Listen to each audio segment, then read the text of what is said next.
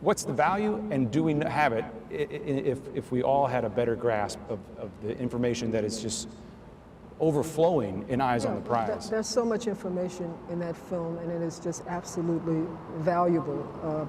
I think it really resonates with so many people today because I think that we are still dealing with some of those issues.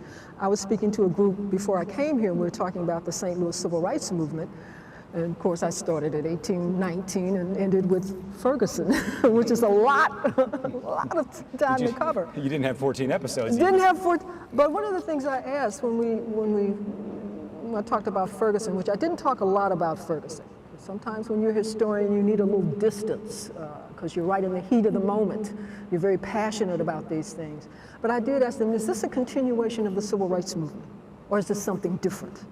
And that was something that people had difficulty grappling with. They knew that there was a connection, but they weren't really ready to say that it was part of the Civil Rights Movement. I think it is, because we're still dealing with, the issues might be different, but the underlying issues are basically the same. We're still dealing with racism and discrimination, people's despair.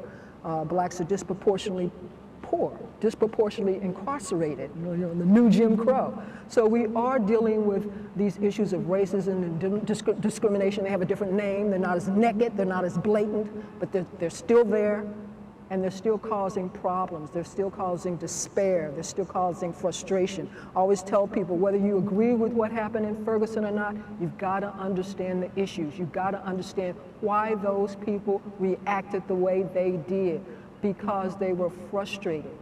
Racism is life. They were tired of it. They just can't deal with it anymore. And they exploded. And that's what happens. And we're going to have more Fergusons, as we have seen, because until we deal with those issues and solve these problems, or at least begin to solve these problems.